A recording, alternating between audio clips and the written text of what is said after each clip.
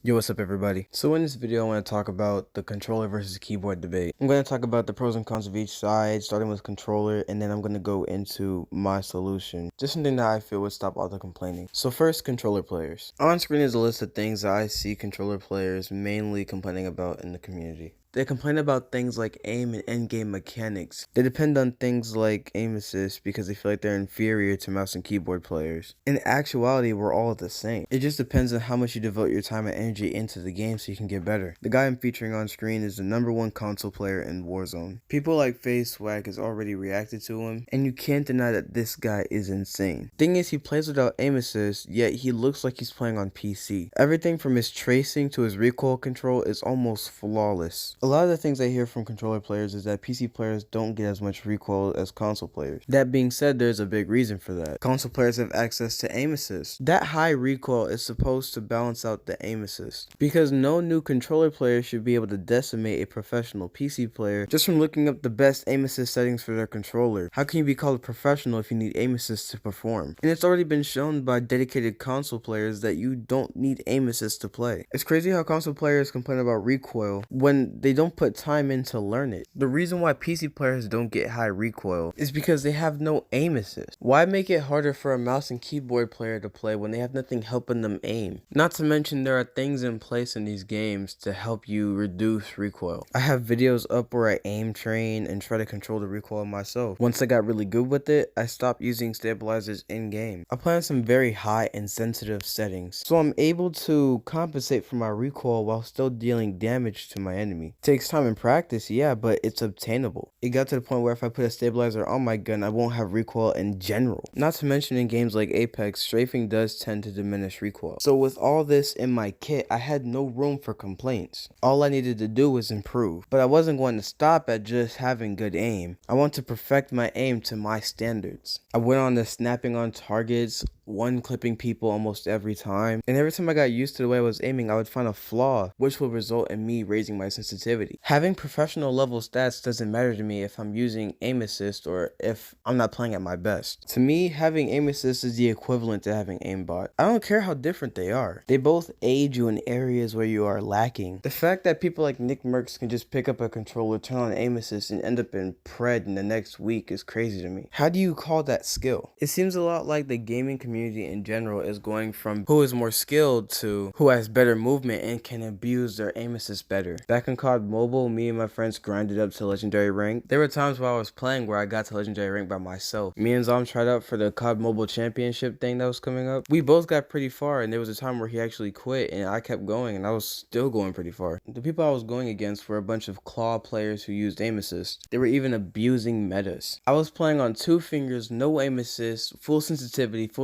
acceleration, and I still outplayed many people who used the same settings, and that's because I wasn't relying on mechanics to make me good. I was 3rd on PUBG Mobile for a short period of time back in middle school. I have videos up of me solo squatting the entire time. I've been repeating the same playstyle for years. When you're gaming on any platform, you're always going to be faced with a disadvantage. You're not going to be a professional in one day. There are things that both sides have that the other side won't have. If you take a well-trained PC player and put them against a well-trained no aim assist console player, both having the same mechanics, the fight would really come down to who has more aim and skill. There will forever be a skill gap. Maybe the controller player is better, maybe the PC player is better, we won't know. Because a lot of the console or controller players that are in the community right now use aim assist, so their natural aim isn't even there. Then when their aim assist is turned off, they play like they've never touched a controller in their life. Here's what a couple of controller players thought about turning off their aim assist.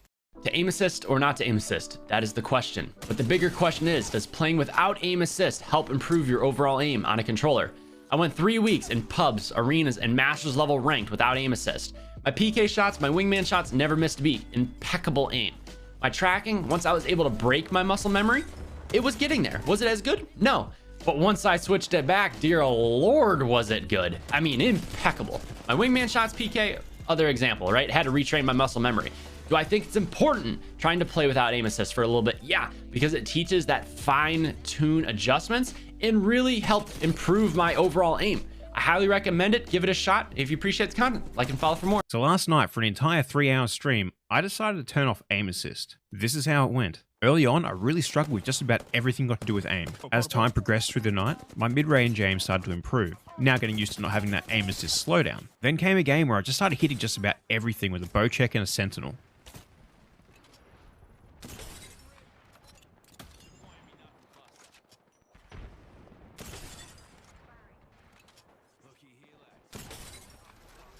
But none of these fights were close range. I still found by the end of the stream that I was really struggling with that close range tracking. Now, things to keep in mind, I haven't been playing on controller for that long. My sensitivity is quite high, so that slowdown was kind of needed. But with some adjustments, I want to see how good I can get. Do you want to see me keep going? Then I found this video where this guy's aim assist perfectly tracked the guy off of this building. Ready? Yeah.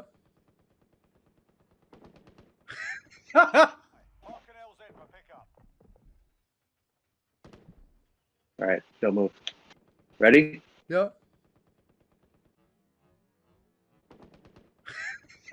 Emmy is one of the best female players I've ever seen in Call of Duty. She also plays without aim assist, which shows that it's not impossible. The only question is, are people willing to try? If game developers decided to remove aim assist in general, would people still be playing the games? I feel like if that was the case, then we would be able to separate the good players from the bad players. There wouldn't be a lot of people claiming to be good at the game. Everything would really and truly be skill-based and not based off of mechanics. The sad truth is a lot of console players are scared of PC players. They think that PC players would ruin the experience. I've gone on Roblox and played Bad Business and Phantom Forces with PC players and controller players, and there's no difference. I'm unexperienced in Bad Business, but when I got on, I dropped 52 kills in the all-PC lobby. Of course, when you go up against a player who's been playing longer than you, they're gonna outdo you in every aspect of the game. But apparently newer bad players need aim assist or else they'll consider the game terrible. See, Pluto, if no one had it, Got a good feeling about this area. there would be a huge skill gap on console, but also you would have really bad players not want to play the game because they're going to suck way too bad. Because really bad players are going to feel like there's nothing they can do. Because it's such a bailout. In some fights, it's a bailout, like, for bad players. I just like the challenge of not having aim assist.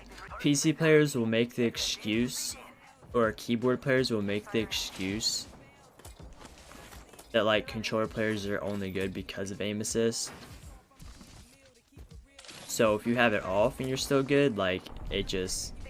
Even FaZe turns off his aim assist and his aim was still the same. We should consider taking aim assist out of games or out of the competitive scene alone. Professional players shouldn't have to rely on aim assist to compete. The reason why there are so many really good PC players is because they've already been exercising their natural aim since they touched the mouse. So of course their aim is going to be insane because they've been improving since they started. So you can't shun a PC player for being good if you have to have aim assist to be on their level. Anyways, I'm done talking. Make sure to leave a like and subscribe, and I'll see y'all in the next one. Coke in her nose ring, Molly in her nails. She gon'